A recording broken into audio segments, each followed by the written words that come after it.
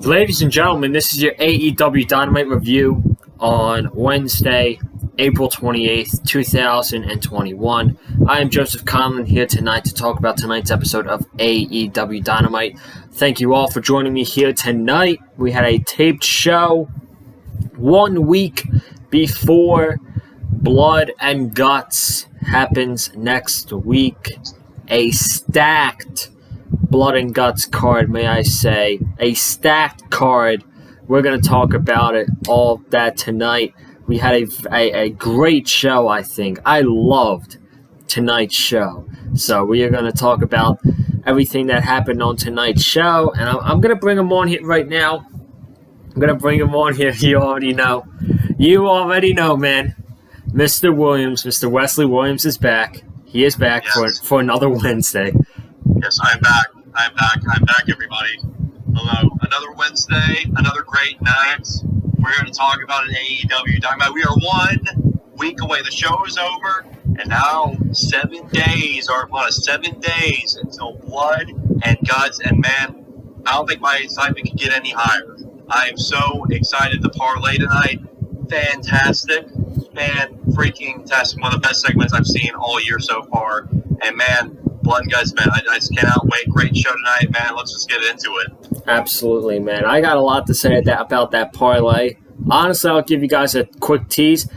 I honestly thought that was one of the greatest segments I have ever seen in AEW history. That's how good it was for me. I thought it was one of the greatest segments in AEW history. I thought it should have closed the show too, but we're going to get to that in a little bit. We're going to get the promotions out of the way. If you have not already, be sure to go check out my Monday Night Raw review from this past Monday. We have the mock draft of the NFL. That's the draft tomorrow night. And then we have NXT with Cameron Johnson. If you guys haven't check them videos out yet, make sure you go check them out after this video. So let's dive into it, because we got a lot to talk about. We opened up the show with the Machine, Brian Cage, against Adam Hangman Page. I don't know about you guys, but it seems to me that AEW is getting pretty comfortable with starting out shows with Hangman Page. He started out against Max Caster, opened up the show.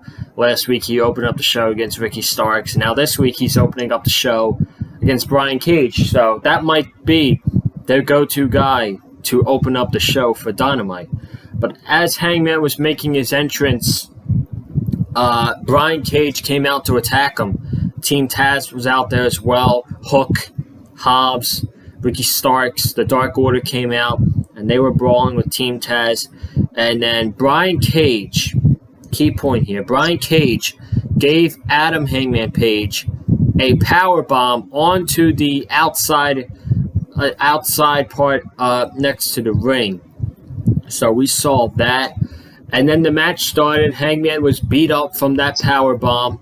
And really, if you ask me, this was a one-sided match. Brian Cage mostly dominated Hangman almost the entire match. Hangman got a couple moves in outside the ring with the dive. Almost hit the buckshot lariat. Cage caught him in a suplex, I think, and then he hit him. He then goes for the EVD claw, I think it's called, and he beats Adam Hangman Page in 8 minutes clean. He beats him clean. So Hangman Page's losing streak, his winning streak, is over thanks to a dominating performance by Brian Cage.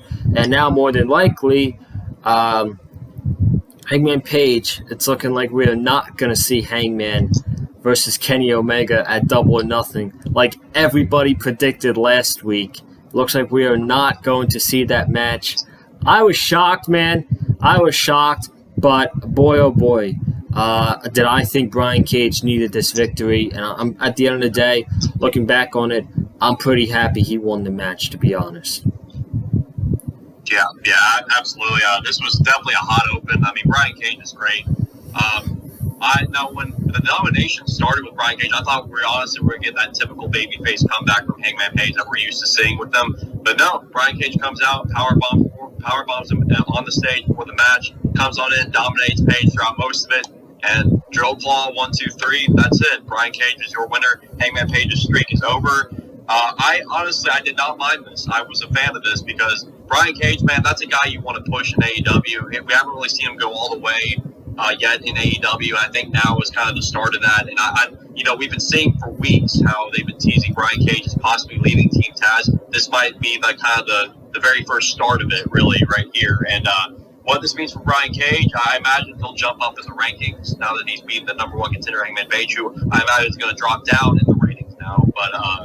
But yeah, Page versus Omega, I don't think it's going to be happening at Double or Nothing, which I'm not mad about because I personally wanted this match to be delayed until we got to at least All Out or Full Gear. We discussed this on the previous reviews as well. But Brian Cage looks great, man. Guy's a beast, and maybe we might be in for a Brian Cage versus Kenny Omega match for the AEW World Title, which I am a massive fan of. I don't think we're going to see that. I still think we're going to get Cage versus Cage at Double or Nothing. But we'll talk about what I think is going to happen with Kenny. I honestly, I don't know. I don't know who he's going to face at Double or Nothing. But we had the next match. We had the Young Bucks. We had the Young Bucks against Matt and Mike Sydal. And if the Young Bucks lost, the Sydals were going to get a shot at the tag team titles. No way this was happening. Everybody knew that the Young Bucks were going to get the win. For me, it wasn't even about the match. To be honest, the match was fine. It was there. It is what it is. It was a good match. The Young Bucks got the win with the BTE trigger over Mike Sydal. After the match, we hear someone say, "Someone needs to turn the music off in the trailer back there." And out comes Frankie Kazarian and Christopher Daniels. And they talk about how they made a deal last December where if they lost another tag team match, that they would be done as a tag team. And we haven't lost a singles match since then. We are 11-0 in 2021. We are now number one ranked in the tag team rankings for AEW. We won our shot at the tag team championships. And then Christopher Daniels talked about how they were looking forward to face their good friends, the Young Bucks, for the tag team titles, but now they're going all dark. They're wearing black pants.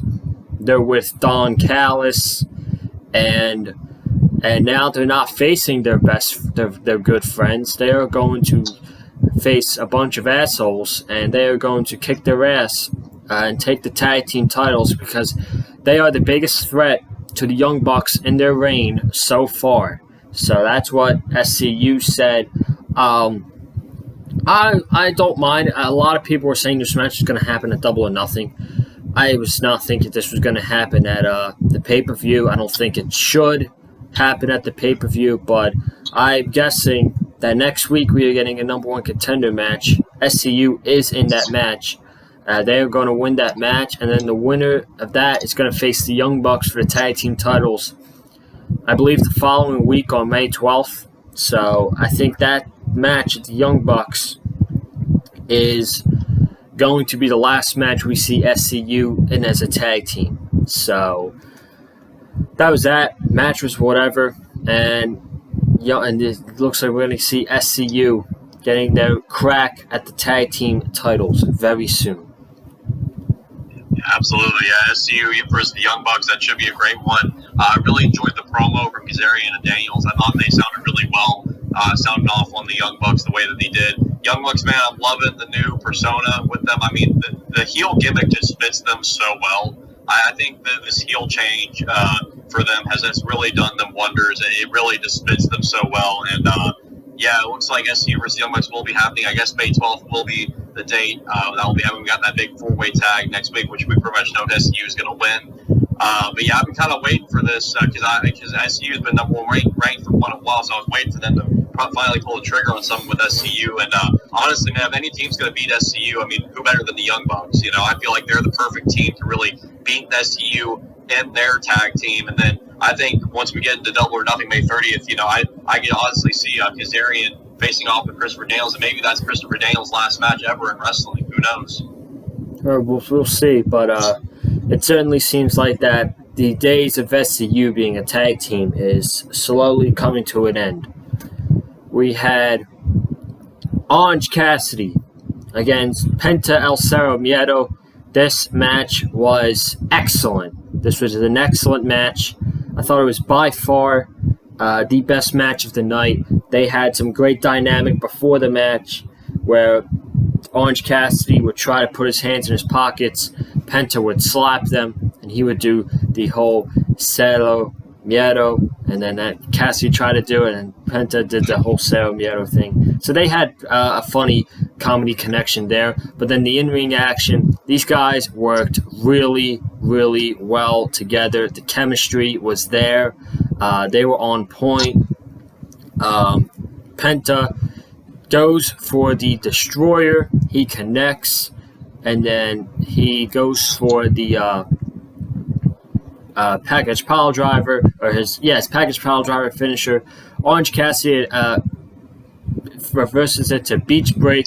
Alex Abrahantes gets on the microphone and he says, "Wait, Orange, you thought what we said to Trent last week was bad enough? Wait, what we tell you right now? Because Penta told me backstage." And then Orange Cassidy grabbed Alex and he threw him into the ring and he kicked him a little bit, and Penta saw this and he gave Orange Cassidy a super kick to the head, and Cassidy rolled over to the corner where Trent was at. Trent gave Orange Cassidy the microphone. Cassidy hit the orange punch on Penta, and Orange Cassidy defeated Penta El Zero M. And I'm going to be honest, I'm not shocked whatsoever. The Death Triangle has gotten all the victories so far against the Best Friends, with Penta beating Trent last week. Ray Phoenix beat Chuck Taylor on Dark Elevation this past Monday. So I knew that Orange Cassidy was probably going to get this win over Penta. That's exactly what happened. But they had a excellent match, and they work really well together, like I said. And someday I would like to see these two go at it again, bigger stage, or maybe on a pay-per-view. Maybe in a couple of years, we will be seeing Orange Cassidy versus Penta for either the TNT or the AEW World Championship. And if that's the case, hey, sign me up, man. Sign me up. You are now on the board. Your thoughts, Mr. Williams? Well, yes, I agree with Joseph. I think this was the match of the night here. Penta and Orange Cassidy worked so well together in the ring. Two spots really stood out to me in this match. The one being the suicide dive attempt by Orange Cassidy and Penta grabbing him in midair. That is something you don't really see often in wrestling, and that was super impressive. I cannot believe Penta had that much strength to grab Orange Cassidy in midair like that. And then the other spot that stood out to me was a funny one, was when Orange Cassidy took his sunglasses off, tossed him over into Trent, and Trent just didn't catch him, but he acted like he still caught him, and he's just standing there with a smile on his face. Like, the comedic timing with the Best Friends and Orange Cassidy is just awesome. I love them together so much. They really do bring a lot of life to these shows, and I mean, they just, the comedic timing, the comedy that they put on these shows, it just works so well with them. But those were two spots to me that really stood out about this match. But yeah, Pentagon and Orange Cassidy would love to see this match again on a pay-per-view for a title, possibly. But yeah, this was awesome. Best match of the night by far. Absolutely. So you think we're heading towards like a 6-man tag or something like that at the pay-per-view? Probably, which I am not against whatsoever. This is a way better feud for the Best Friends than what they were doing with Miro and Kim. That's for sure. Absolutely. So we are going to move on here. It was time for the parlay with the Inner Circle and the Pinnacle. I said it in the intro of my show. I don't know why this didn't close out the show. This should have been the last thing we saw before the big blood and guts show last week. The two factions staring face to face with each other, and commentary selling the shit out of the match to end the show. But my God, this segment, I don't even know how to say it. I'm just going to say you got to go watch this. You have to watch this. Or go watch the highlights on AEW's YouTube channel. Just go watch this segment. All the promos were very, very, very, very good. So Shawn Spears, I don't remember the promos off the top of my head. I'm going to try to remember it the best I can. Shawn Spears grabs the microphone first, and he talks about Sammy Guevara and how he has been in the shadow of Chris Jericho for almost 2 years now, and how he is sinking underwater because of Chris Jericho. And on May 5th, he is going to stomp his head fully into the water, and no one is going to save him. Then Sammy grabs the microphone, and he says, "I don't believe you." This part was so good. He says, "I don't believe you. I don't believe anything that you say. You know why, Spears? Because you're a failure. Because when you came to this company, you became a failure. And you even became a failure in your second company." So basically what he said is, you were a failure in AEW, and you were a failure in WWE too. So I love that line right there. And then he says that, you know what? Screw it. You guys can have the advantage. I'll start the match. So right there, that tells me that Sammy Guevara is going to get the most spotlight in that Blood and Guts match. He's going to get the big breakout performance, I think, in that match next week. And I think that's the right choice. Mostly whoever gets the breakout performance, though, the faction is going to lose. Which I have no problem with the Inner Circle losing next week. But I do feel like that Sammy Guevara, out of all those 10 guys, Sammy is going to have the breakout performance in that match. And then we get to Dax Harwood, who starts talking trash about Santana and Ortiz. He's like, next week, I don't want to see this Santana and Ortiz. I don't want to see this Santana and Ortiz who has been lapdogs for Chris Jericho for 2 years now. And if you bring that Santana and Ortiz next week, you are in for a rude awakening, and you are in for the beating of your life. And then Santana gets pissed off at Dax because Dax is like mentioning his daughter and his family. This got personal fast. Ortiz is like, yo, don't let these guys get into your head. You know what they're doing to you. And he says, Santana just gets on the microphone. He says, next week, we're going to beat you into a bloody pulp or something like that. And then MJF gets on the microphone finally. He says he wants to thank Chris Jericho because he really carried this company in the earlier days. And heck, he even made the greatest faction in pro wrestling at that time with the Inner Circle, and he applauds him for that. But now you're not the greatest faction. You're not the face of the company. That's us. That's us, Chris. And next week, we're going to prove that to you. Now, we were saying last week how MJF cut the better promo than Chris Jericho by far. This week, I think Jericho cut the better promo, but I don't remember it word by word. But it was very good. It was aggressive. It was personal. It was actually an awesome promo by Jericho. You guys have to go check that out. And then he says, I'm just going to say this. Jericho says, I'm going to end it off by saying this. You want my spot? You're going to have to kill. For a win this match, you're going to have to kill us for order to surrender. By the way, the only way you can win this match is by submission or surrender. So no one is going to eat a pin, which I like a lot.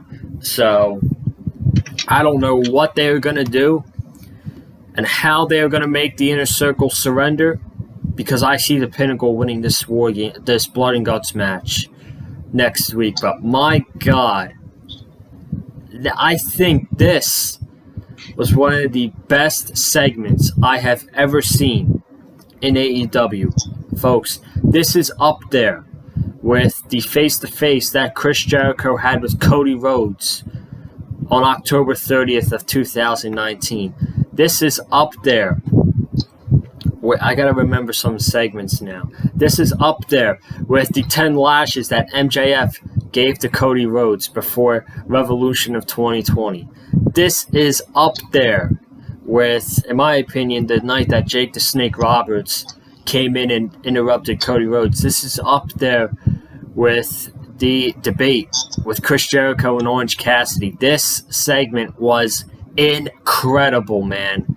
Incredible. Yeah, I mean, I don't know what else you could really say, man. I mean, this was just the perfect way to give us that last final build to Blood and Guts next week.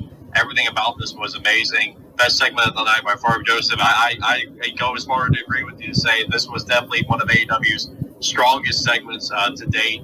And, man, Blood and Guts next week is going to get ugly. It's going to get ugly real fast, and I cannot wait for the ride. And I got the Pinnacle as well next week. I got them winning. I mean, they need to win more here in the Inner Circle. They can take the loss and still look dominant. But Jericho tonight, yeah, he bounced back big time with tonight's promo after last week's promo. Jericho just came in and just destroyed MJF on the mic. And, I mean, everybody was inspired all cylinders of their promos. Too bad we didn't get Wardlow and Hager going in a promo fight. Man, that would have been the best one of the night for sure. But all jokes aside, man, this is going to be great. I've been waiting. I mean, we've all, as wrestling fans, have been waiting for this match to happen for over a year. We've waited for over a year for this match, and we're finally getting it next week, man. And it just feels great saying that. It really does feel great saying that, knowing that we're getting the Blood and Guts match that we always wanted, that we deserved, and we're finally getting it next week after waiting for over a year, man. And it's going to be great. It's going to be awesome, and I cannot wait for the ride. Absolutely, man. It is one of the most anticipated matches and shows I can remember in AEW history. I think for television shows, like on TV, I think this is up there with I'm going to say this is up there with Winter is Coming, with the most anticipated themed show that AEW has had on TNT. They've had a lot of them, and I think this and the show back at Winter is Coming is the most anticipated themed AEW show on TNT so far. Yeah, absolutely. The Blood and Guts next week it's definitely going to be a show to remember, and I hope a lot of people tune in next week, man. I don't see why you wouldn't want to tune in after the last build we got tonight and with everything going into next week. I don't see why you wouldn't want to tune in. Oh, absolutely. Dude, if we got a 1.2 million rating and a 1.1 million rating on episodes of Dynamite, I think this show is easily going to do their biggest rating yet. And I totally mean that. I think this is going to be their biggest rating ever. I hope it is. I really hope it is, because this is one of the biggest matches in AEW history so far. So we are going to move on here. Next we had Keyboard Nakazawa sitting in the ring. I'm sure you were happy. So we had Michael Nakazawa. No? Michael Nakazawa, man. I mean, the biggest draw in AEW today, man. Michael Nakazawa. You got to have him on Dynamite. You just got to have him. All right. So we had Nakazawa in the ring. Eddie Kingston came out. He's like, I'm not doing this. I don't need to fight you. But I just came up with in my head, before we get to this segment, which is the Kenny Omega segment, obviously, Kenny Omega is the new Impact Wrestling World Champion. Sunday night, we were supposed to do a review for you guys, but my streams were lagging, and they were like shut down and stuff like that, so I couldn't watch the rest of the show. I watched the match on Monday. We are going to give our quick thoughts on that match right now. It was Rich Swann versus Kenny Omega, title versus title, Impact Wrestling versus AEW. Mauro Ranallo on commentary. I'm just going to say this right off the bat. To hear Mauro's voice and hear him commentate on a pro wrestling match brought a huge smile to my face. And I had a huge smile on my face when I heard this man's voice for the first time in a very long time. And I'm not joking when I say that, folks. That man is an inspiration for people who want to be commentators in the wrestling business one day. So This match was really good, I thought. It was a really good match. It was a really good match outside of 2 top rope spots that I guess they botched on. So, besides that, match was really good. Omega obviously won. One winged angel. Rich Swann did not kick out, thank God. And Omega is now the AEW champion, the AAA champion. He is now the Impact Wrestling World Champion. So he is truly now the belt collector. He is on top of the world of professional wrestling right now. It's either Kenny Omega or Roman Reigns. That's a debate for another day, but this man Omega is on top of the world right now, man. I gotta get your thoughts on this match before we move on to this segment on Dynamite.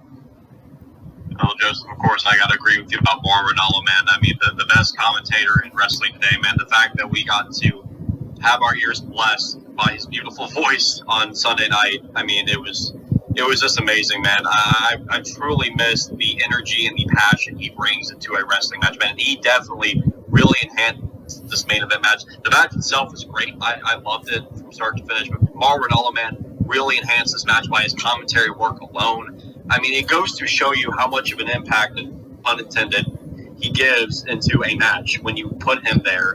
I mean, like, Mauro Ranallo makes that match just that much more significant. And it was just so heartwarming to really hear him and hear him just deliver such passion in his voice that we've all come to know and love.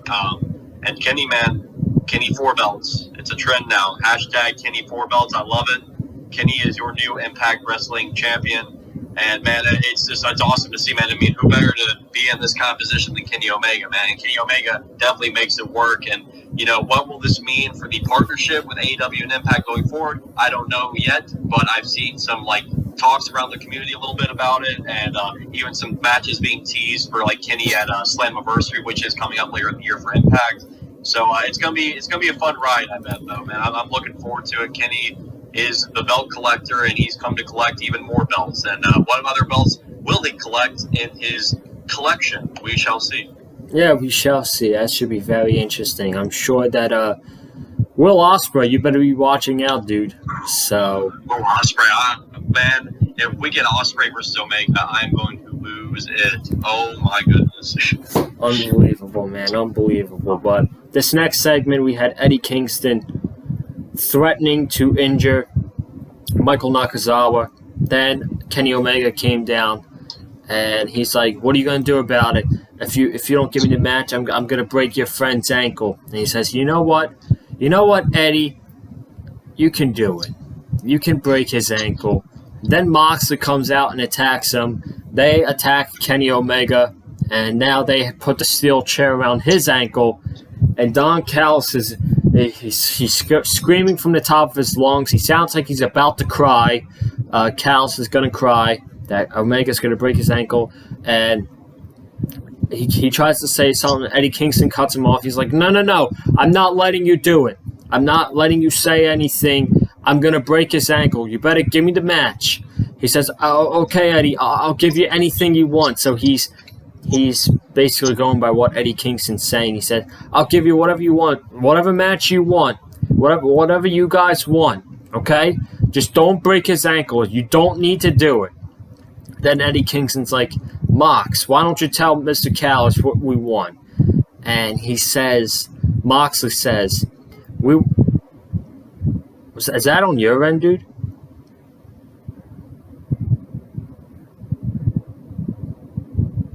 Uh-oh. I think we lost Wesley, but hold on a second. Yeah, there we go. Okay, I think, yeah. Did we cut out there? Yeah, I think we did. You good?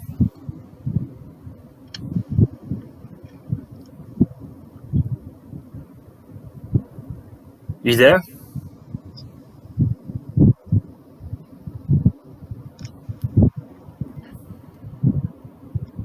Hold on a second. This is the first time this is happening live. That means anything can happen, folks. anything can happen here on the Big Fight Field channel. We'll get back to the segment.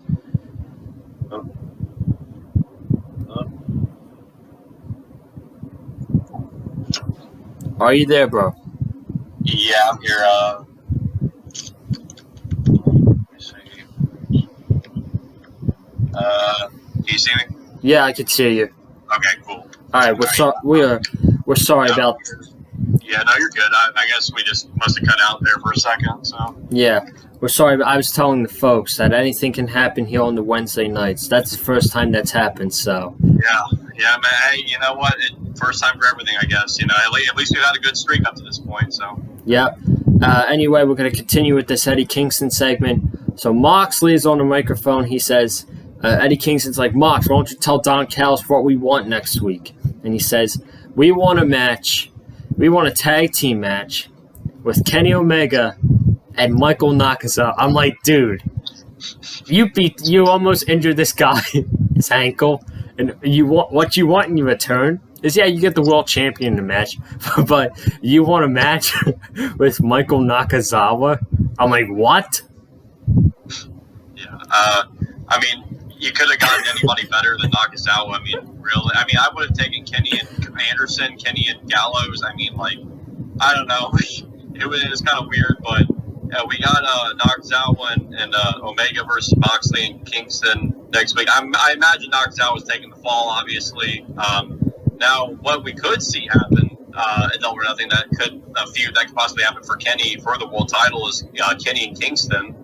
I can see that happening maybe, but Kingston isn't in the top 5 at the moment, so I don't know if he would need to rack up, I guess, some more wins for himself going into May 30th, but I certainly would not mind a Kingston-Omega program, but we're still kind of unsure of where Kenny Omega's headed as far as defending the world title, who he's going to defend it against, but we got the tag match set up for next week, Nakazawa, the draw, and Kenny Omega versus Jon Moxley and Eddie Kingston.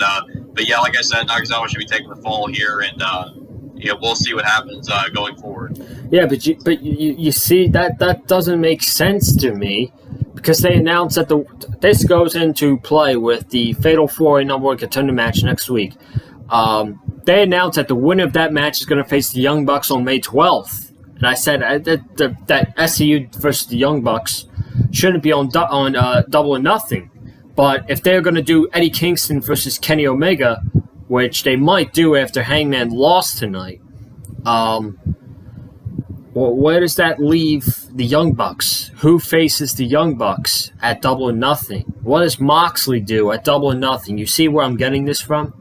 Yeah. I mean, we'll probably end up. We could see Moxley and Kingston versus the Young Bucks too, since the Young Bucks don't really have anybody else outside of SCU after they're done challenging them on May 12th, which that's what it's looking like. But I don't know. Hey, we're gonna have to continue to see how the weeks progress with Kenny and who he's gonna defend the title against. But yeah, it's pretty weird, man. It's kind of weird how we're like getting closer and closer to Double or Nothing. We don't really know the challenger for the world title yet. Usually, I feel like by this point we would kind of get an idea, but it's kind of all up in the air right now. Yeah, I mean, we're gonna have to see. So, moving on, we had Chris Statlander versus Penelope Ford. By the way, before we talk about the match was short. It was fine. I think the new theme song for Orange Cassidy, Chris Statlander comes out to that too. Where's My Mind by Pixies. That fits Chris Statlander more than it does Orange Cassidy, if you ask me. I love that theme song for Chris Statlander. Feet in the air and your head on the ground. That's literally Chris Statlander. That's what she does in her entrance. She goes to the turnbuckle. She's got her feet in the air and her head on the ground. Am I making sense by all of this? Yeah, absolutely. I love the fact that we're hearing that like every week now. I love that song. I already loved that song before they even put it as a theme song. But the fact that we're like hearing that every week for like Orange Cassidy, Chris Statlander, I mean, it's really cool to see them come out to that. It makes so much sense for like them of all people to have that theme song associated with their group. So it's great stuff, man. I mean, I hope we can probably get more songs like that, like more like, well-known rock songs, like maybe instituted into other wrestlers' theme songs. Who knows? Yeah, absolutely. The song's been on my playlist on Spotify for like 4 months now. So the fact that they brought this into AEW, I'm pretty happy about it. But this match was good. Statlander gets the win with the Andromeda Galaxy in 9 minutes against Penelope Ford. Clean. And then I'm going to get to the backstage segment now. Kip Sabian goes to find Miro, and he says, "Oh, there you are." And he has to say something to him. Miro brutally attacks Kip Sabian. He beats him up really badly, injures his wrist, and he gives him a hug. He says, "I am sorry." Clearly, he is not sorry, and they are done. Thank God that they are done as a pairing. They have to move on from each other, and I am going to guess that we are going to get this match at Double or Nothing. So, your quick thoughts on the women's match and the whole Miro attacking Kip Sabian. I thought the women's match was very good. Chris Statlander continues to impress. She's great. Penelope Ford is impressive in her own right. I'd like to see more Penelope Ford in women's action on Dynamite going forward, because I think she's got a lot of potential there. But Statlander, man, she really, I mean, you could tell, like, she's so happy to be back. And, I mean, of course, we're all happy that she's back. And you could tell she's just, like, going in there, just giving it her all. And it's just super cool to see. And then the backstage segment with Kip and Miro. I mean, Miro wrecking shop and just destroying people is a beautiful thing to see. It's the same with, like, Lance Archer coming out and just destroying everybody. Miro, this is the Miro we love to see right here. The monster, the beast, the Russian brute. This is what we need to see of Miro. And, I could see Miro and Kip Sabian being a match at Double or Nothing. I don't know. I mean, maybe you could put it on the main card. I could honestly see it on the buy-in, too. But I don't know. I mean, Miro, I feel like could deserve a main card match, But I think now we're finally catapulting Miro into that, kind of stardom level for himself. And it's about time, because we've been waiting for so long for it to happen. So I'm happy for Miro. I think now they're finally going to go full force with them, and I think he's going to start, turning a lot of heads for in AEW. Yeah, absolutely. So, moving on, we had a 6-man tag with Dustin Rhodes, Billy Gunn, and Lee Johnson versus the Factory's QT Marshall, Nick Comoroto, and Aaron Solo. I'm sure you were excited for this match. Oh, ecstatic. Yes, this was amazing. This is the best feud in AEW currently. I will say this. I think this feud is starting to tread into Kip Sabian and Miro versus Best Friends territory for me. The interest is really just continuing. It just goes lower and lower every week for me now. And look, I love Cody. Cody is one of my favorites. But man, his return I felt like fell flat tonight. Like, oh my I feel God. like him returning, because we all knew. It's like if you're part of Cody Rhodes' group community chat, like we are, he pretty much teased us. Like, he told us, like, right then there, "Hey, I'm returning tonight." Cool. All right, thanks. But yeah, Cody came back. I didn't really feel anything for it. I was like, okay. And then he does a figure 4 on top of the bus, because it hurts more when you do it on top of a bus. But yeah, we have Cody and QT next week. So, I mean, it should be a good match. It should be, but I don't know, man. The Factory group is just, I mean, Nick Comoroto is great. I will say that. Nick Comoroto is fantastic. I think he's the best one out of everybody in that group. I hope he gets pushed, but I just don't care. It feels like in recent memory, man, everything Cody's in right now, I just don't care about. And it's weird saying that about Cody Rhodes, knowing that he's one of the faces of this company. But I mean, I just don't really feel anything when he's in the feud right now. It's like, what? I mean, Cody's just kind of there right now. It's weird. But we got Cody and QT next week. We'll see what happens. 6-man was okay. I mean, it was a standard 6-man tag. But yeah, man, I just don't have interest. Yeah, I agree. That return by Cody Rhodes felt so underwhelming. Like, obviously, when QT Marshall was running away and he was going back to the bus, I'm like, oh, Cody's probably inside the bus waiting for him. So then they have all. We even saw him in the bus when he got, exactly. It wasn't even a surprise. Like, we saw him in there. He was just like standing there, like, all right, I'm waiting. And he opens the door, he just kicks it. And I'm like, what? We saw you like 5 seconds ago. Okay. Well. Yeah, seriously. So Cody comes out of the bus. He attacks QT. They are fighting. QT is trying to get away from Cody Rhodes. They fight all the way up to the top of the bus. Aubrey Edwards is like, get down from there. That's unsafe. And all Cody Rhodes does is he hits a figure four, because what you said, hitting a figure four on top of a bus. It hurts more. It's the same when you do a submission on an announce table in WWE. It hurts so much more when you do it. It hurts way more. It's way more impactful, and it's, I don't know. He could have at least done a crossroads, and that would have looked like pretty cool. But no, figure four on top of a bus. Okay.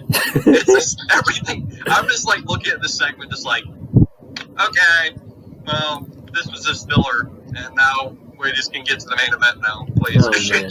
Listen, I love Cody Rhodes. For all of you guys who know me on the channel, I love Cody Rhodes. He's honestly one of my favorite wrestlers.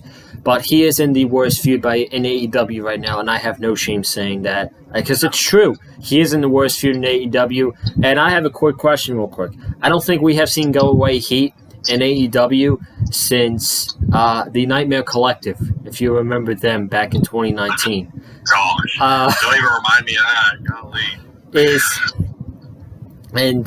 That faction had Go Away Heat, Brandy Rhodes, and Awesome Kong, and Mel. They had Go Away Heat. Is QT Marshall going to be the first wrestler on AEW since that faction to have Go Away Heat? Because that's where I see this going. Maybe. I don't know, man. I think he's got potential there to be something, but I don't know. I think people look at QT as kind of just a standard guy. There's nothing really about him that stands out. Exactly. So it's just you kind of look at him. He looks kind of generic. He doesn't really look like a faction. Remember how I said last week he comes out wearing a bowling shirt? And I'm like, this dude doesn't look stand out-ish in any way. It's at least when you look at Kenny, and Kenny just has the charisma oozing out of his body. Yes. The dude he's full of charisma, and just you look at the outlandish outfits he wears, that really speaks to you. You can see it, and it's the character, the character's showing out there. QT, it's he's there. He's just there. And then you got Nick Camarado, and he's great. And then you got Aaron Solo, and he doesn't really stick out at all. And then Anthony Ogogo, it's all we've seen from him is a gut punch. That's all we've seen out of him. It's I'd like a little bit more substance. No, I think out of anybody in that faction, though, I think Anthony Ogogo should be the leader. Clearly, they are behind him. So. Yeah. Ogogo, and he cuts a good promo too. The dude does cut a really. 2T cuts a good promo as well. But again, Ogogo, you can look at him and you're okay, this dude kind of stands out a little bit. So. Exactly. So we got announcements for next week's Blood and Guts. The Blood and Guts match is not a one-match show, like Tony Schiavone said last week. We are getting Cody Rhodes versus QT Marshall next week on Blood and Guts. Dr. Britt Baker is going to be in action. We're getting a fatal four-way number one contender match with SCU, Jurassic Express, Varsity Blondes, and the Acclaimed. Those are the top four tag teams in the ranking system, so it makes sense for them to be in the match. Moxley and Kingston, they will face Kenny Omega and Michael Nakazawa. We have the Blood and Guts match with the Pinnacle and the Inner Circle. Then Tony Schiavone announced that on May 12th, Jon Moxley is going to be defending the IWGP United States Championship. A non-AEW championship is going to be defended on Dynamite on May 12th. He's going to defend the title against Yuji Nagata. Wow, man. Between Blood and Guts next week, that match on May 12th, the AEW has the world talking. Yeah, absolutely, man. When I saw that graphic for the IWGP United States Championship between Jon Moxley and the legend himself, Yuji Nagata, my jaw just dropped. I cannot believe my eyes. We're getting a U.S. Championship match because AEW loves their fan base. They just love their fan base, and they're giving us a U.S. Championship match for the IWGP United States title, Jon Moxley, Yuji Nagata. It's going to be so much fun to see. And again, man, the more that forbidden door is being opened, more and more, man. You got New Japan, you got Impact. You got NWA. You got all this coming together, man. It's just going to keep on coming week after week, month after month, and I'm so excited for Absolutely, man. Absolutely. Between next week's Blood and Guts, which feels like a pay-per-view, and that match on the 12th, AEW has the world talking right now. So, good for them. I'm very happy for AEW. They give us by far the best content every single week. So, main event time. It is Darby Allin versus Preston Vance, 10 of the Dark Order. This was for the TNT Championship. This match went 12 minutes. It was a good match. I'm not going to say it was a great match because I didn't really feel that. This match didn't really feel like a main event to me, even though Darby Allin has main evented 3 weeks in a row now. He is on fire. I'm starting to think he's the best TNT champion AEW has ever had. I'm not sure it's between that and obviously all of them have been good, but Darby's reign is starting to be a great reign as TNT champion. So the finish is Preston Vance has the full Nelson in on Darby Allin. Darby Allin goes to the turnbuckle and Vance's shoulders are on the mat while he has the full Nelson in. Darby pins Vance to retain the TNT Championship. Vance helps up Darby Allin. Darby takes the wristband that says Brody Lee and he holds it up to the wrestlers on the ringside. God rest Brody Lee's soul. We all miss him very dearly. Then the two exchange a hug after the match. After the match, Scorpio Sky and Ethan Page, they come down. I still don't get why they're together, why they're a tag team, but here they are. They're attacking the TNT champion. They go after Sting's leg. Scorpio Sky has the heel hook on Sting. Lance Archer and 10 come down to save the day, and Sky and Page run out the ring, and that's the way the show ends. I don't know what they're doing with this with this duo. Is this going to be a situation where, seriously, I'm starting to think it's going to be a situation with Kevin Owens and Sami Zayn when they were feuding with AJ Styles for the WWE Championship in 2018, and they did a handicap match at Royal Rumble 2018 for the WWE Championship. That's seriously what I'm starting to think is going to happen. I don't want it to happen, but that's where I can easily see this going, to be honest. Yeah, that's an interesting point. I pointed out on Twitter earlier that, we could honestly just get Sting and Darby versus Page and Sky in a tag match. Maybe a cinematic match of some sorts. I don't know. It's really weird where they're going with this. Also, what was Ethan Page even wearing tonight? He was wearing his best short shorts and a nice little pink top. I don't know what in the world he was wearing, but it just looked kind of funny to me. But so that was just a little side note thing. But yeah, this whole thing going on with Page, Sky, Darby, and Sting. I don't know where where it's headed. I'm with you on the tag team. I really don't get why Ethan Page and Sky are a tag team. It literally is it's like the same thing like when they paired Sonny Kiss and Joey Janela. They literally just don't have anything for them, and so they're just like, all right, we'll just put you in the tag team, and it's just kind of like, okay, well, it doesn't really make sense, but okay, but yeah, I don't know. Maybe Ethan will get a shot at Darby. Maybe Scorpio will get a shot at Darby. Neither one of them are in the top 5 rankings right now. And they're basically classified as a tag team. So I don't know. But my only point that I made on Twitter earlier was that we just get Sting and Darby versus Page and Sky in a tag team match. I don't know if it's going to happen Double or Nothing, or they're just going to do it on an episode of Dynamite, maybe the May 12th episode. We'll have to see as time goes on. Yeah, we'll have to see. But, ladies and gentlemen, that wraps up the AEW Dynamite review here tonight on the Big Fight Field channel. I want to thank each and every one of you who tuned into the review tonight. Be sure to subscribe to the channel, man. We are four subscribers away until 400 subscribers on the Big Fight Field channel, man. Unbelievable. I think we could get to 400 by Friday SmackDown. So make sure to subscribe to the channel. Let's get to 400 by Friday SmackDown. Comment down below your thoughts about tonight's episode of AEW Dynamite. Hit the like button if you like what myself and Wesley Williams had to say about tonight's episode of AEW Dynamite. You can follow me on Twitter at Colin_Joseph. My man, where can they follow you on Twitter? You can follow me at big_West18. I'll spell it out for you like I do all the time. BIG_WES18. All lowercase letters. Don't get it wrong.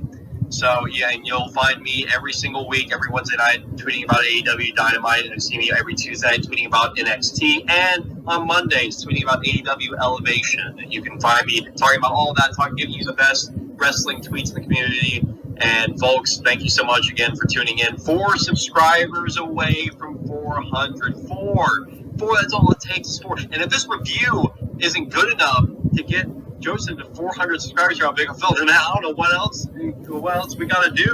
What else do we have to do? I mean, we're giving you the best play-by-play analysis of AEW Dynamite every single Wednesday night. What more do you want from us? What more do you want? And next week, Blood and Guts, man, it's going to be a fun night, and I cannot wait to talk about it right here on Big Fight Field. It's going to be unbelievable next week, Blood and Guts. Stacked card. It can't get here soon enough, man. Wesley Williams will see you guys next Wednesday. I will see you guys tomorrow night for my reactions to the Miami Dolphins and Dallas Cowboys selection in the NFL Draft. So have a good night, stay safe, and as always, stay classy.